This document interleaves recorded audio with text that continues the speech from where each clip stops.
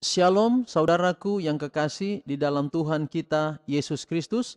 Selamat pagi, semangat pagi. Mari kita sambut berkat Allah di hari yang baru ini dengan penuh sukacita. Kita akan mengikuti ibadah renungan pagi kita di pagi hari ini. Tetapi sebelumnya, mari kita akan menyanyikan satu lagu pujian dari buku Lagu Sion nomor 37. Lagu Sion nomor 37, Waktu Pagi Ya Tuhanku.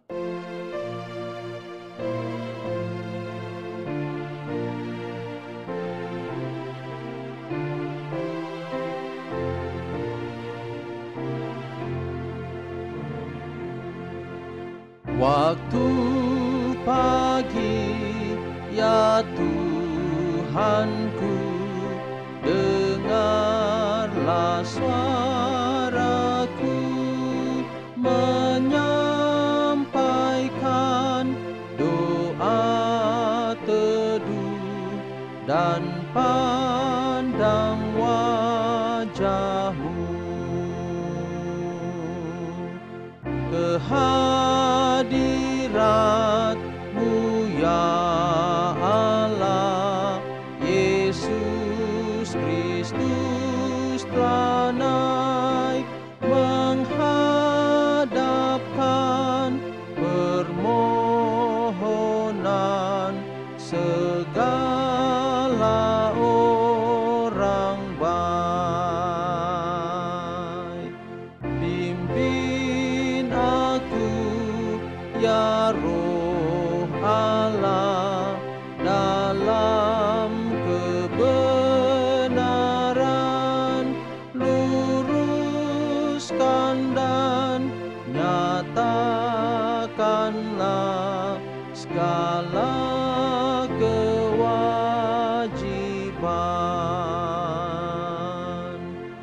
yang kasih dan takut Tuhan, beroleh rahmat-Nya, diberikannya perlindungan dalam pimpinannya.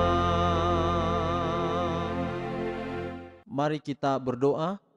Ya Tuhan Allah Bapa kami di dalam kerajaan sorga, terima kasih untuk perlindungan Tuhan yang ajaib sepanjang malam dalam tidur kami, hingga kami boleh bangun di pagi hari ini dengan penuh sukacita. Kami akan mengikuti ibadah pada saat ini. Biarlah Tuhan, ibadah ini telah ditabiskan di dalam nama Bapa, Anak dan Roh Kudus, yaitu di dalam nama Tuhan Yesus Kristus. Ibadah ini dapat menjadi bau harum di hadapan hadirat Tuhan dan dapat mendatangkan berkat dalam kehidupan kami. Kami siap mendengarkan pekabaran firman-Mu. Biarlah firman Tuhan dapat menguduskan kami. Firman Tuhan dapat menjadi pedoman dalam hidup kami sepanjang hari ini. Karena kami sambut firman-Mu di dalam nama anak-Mu Yesus Kristus yang adalah Tuhan dan Juru Selamat kami. Amin. Renungan kita di pagi hari ini dengan judul Hukum Kasih. Hukum Kasih. Roma 13 ayat 10, kasih adalah kegenapan hukum Taurat. Kasih adalah kegenapan hukum Taurat. Roma 13 ayat 10. Kristuslah yang telah mengumumkan hukum itu di atas gunung Sinai, di tengah-tengah guntur dan nyala api. Kemuliaan Allah bagaikan api yang memusnahkan turun ke puncak gunung, dan gunung itu bergoncang atas kehadiran Tuhan. Rombongan besar orang Israel yang tiarap di atas tanah telah mendengar dengan kagum perintah-perintah suci dari hukum itu. Betapa berbedanya dengan suasana di atas bukit kebahagiaan itu. Di bawah langit musim panas, tanpa suara yang memecah kesunyian kecuali kicauan burung-burung. Yesus menyatakan prinsip-prinsip kerajaannya. Namun dia yang berbicara kepada orang-orang pada hari itu dengan penekanan-penekanan kasih telah membuka kepada mereka prinsip-prinsip hukum yang diumumkan di Sinai. Hukum yang diberikan di atas Gunung Sinai adalah ucapan dari prinsip kasih, suatu pernyataan kepada dunia tentang hukum surga. Hukum itu ditabiskan di dalam tangan seorang perantara. Diucapkan olehnya lewat kuasa siapa hati manusia dapat disesuaikan dengan prinsip-prinsipnya. Allah telah menyatakan maksud hukum itu kepada dia ketika dia menyatakan kepada Israel dalam Keluaran 22 ayat 31, haruslah kamu menjadi orang-orang kudus bagiku. Tetapi Israel belum merasakan sifat rohani dari hukum itu, dan terlalu sering penurutan mereka hanya sebagai ketaatan rupa dan upacara saja, bukan suatu penyerahan hati kepada kedaulatan kasih. Ketika Yesus dalam tabiat dan pekerjaannya menunjukkan kepada manusia sifat-sifat Allah yang suci, penuh kebaikan dan bersifat kebapaan, dan menunjukkan ketiadaan nilai dari penurutan upacara belaka, para pemimpin Yahudi tidak menerima atau memahami kata-katanya. Mereka berpikir bahwa dia terlalu menganggap enteng akan tuntutan-tuntutan hukum itu. Dan ketika dia tetapkan di hadapan mereka kebenaran-kebenaran dari perwujudan atau lambang upacara mereka yang ditetapkan ilahi, mereka hanya melihat luarnya saja, menuduh dia berupaya untuk mengubahnya. Kata-kata Kristus, walaupun diucapkan dengan tenang, itu dikatakan dengan kesungguh-sungguhan dan kuasa yang menggerakkan hati orang-orang. Mereka mendengar pengulangan tradisi-tradisi dan tuntutan-tuntutan hambar dari para rabi, tetapi dengan sia-sia. Dalam Matius 7 ayat 29 berkata, takjublah orang banyak itu mendengar pengajarannya, sebab ia mengajar mereka sebagai orang yang berkuasa, tidak seperti ahli-ahli Taurat mereka. Orang Farisi mencatat perbedaan besar antara gaya ajaran mereka dengan ajaran Kristus. Mereka lihat bahwa keagungan, kesucian, dan keindahan kebenaran dengan pengaruh yang dalam dan lemah lembut itu telah menguasai pikiran banyak orang. Renungan pagi kita hari ini, saudara-saudara, mengatakan bahwa hukum kasih. Kasih adalah kegenapan hukum Taurat. Ada orang yang bilang bahwa hukum Taurat itu dua saja. Kasih kepada Allah dan kasih kepada manusia. Pernyataan ini benar karena kalau kita melihat 10 hukum itu juga terbagi dalam dua bagian. 4 hukum pertama, 1 sampai 4 adalah bagaimana kita menyatakan kasih kita kepada Tuhan.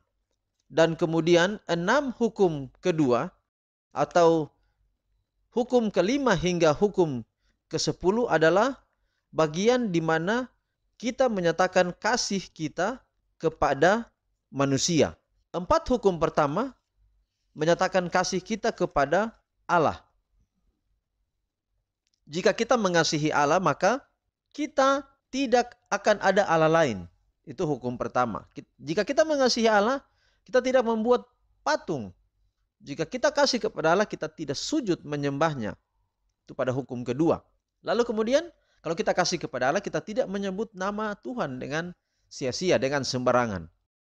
Dan kalau kita kasih kepada Allah, kita akan ingat dan kuduskan hari Sabat. Lalu kemudian hukum kasih kepada sesama manusia yang pertama atau hukum yang kelima adalah kalau kita kasih kepada manusia, maka kita hormati ayah dan ibu.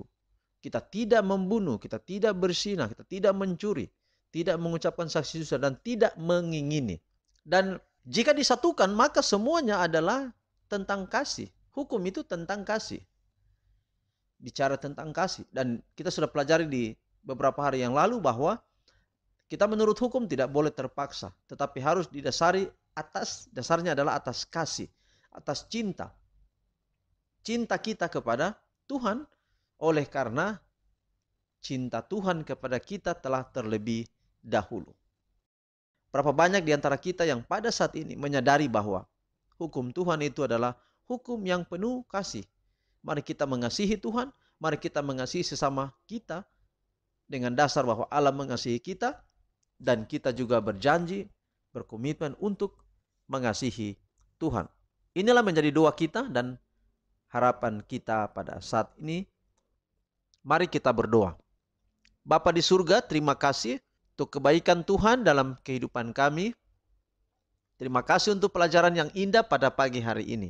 Yang kami pelajari, biarlah jadi berkat dalam kehidupan kami. Pimpin kami hari ini dalam semua aktivitas kami ya Tuhan. Berkatilah kiranya. Berdoa untuk semua pendengar audio renungan pagi ini yang setia mendengarkan pekabaran firman Tuhan Allah memberkati. Biarlah melalui ibadah renungan pagi ini, melalui firman Tuhan, pekabaran yang kami dengarkan menguatkan kami. Bapa di surga, di saat ini hamba juga bersyukur atas berkat yang ajaib dari Tuhan kepada hambamu di usia yang baru hamba hari ini, yaitu usia yang ke-39 tahun. Hambamu tidak dapat membalas yang Tuhan buat bagi hambamu secara pribadi, tetapi hanya ucapan syukur yang hambamu panjatkan. Hamba juga berdoa untuk ketambahan usia dia. Hari ini hari yang sama ketika hamba bertambah usia dalam kelahiran. Kami juga dalam rumah tangga bertambah usia di dalam hari pernikahan kami. Dan pada hari ini kami berada dalam hari ulang tahun yang ke-11 tahun. Terima kasih Tuhan sudah pelihara dengan cara Tuhan yang ajaib dalam hidup kami. Hamba serahkan rumah tangga hamba dalam tangan-Mu, istri dan anak-anak yang kami berpisah karena mereka ada di Manado, sudah terlockdown di sana. Tuhan berkati, supaya ada waktu di mana kami segera cepat untuk bertemu. Sekali lagi Tuhan persatukan doa-doa kami, doa umat yang mendengarkan audio ini, doa hamba-Mu, doa istri dan anak-anak keluarga dimanapun berada. Dan biarlah melalui doa-doa yang kami panjatkan, mendatangkan berkat besar dalam hidup kami. Berkati juga kesehatan hamba-Mu, Tuhan limpahkan berkat selalu. Inilah doa hamba-Mu ya Bapa. Terima kasih, terpuji nama Tuhan. Dalam nama Yesus kami berdoa. Amin. Demikianlah renungan pagi kita di pagi hari ini. Tuhan memberkati dan sampai jumpa pada besok hari di dalam ibadah renungan pagi yang sama. Tuhan berkati kita. Shalom.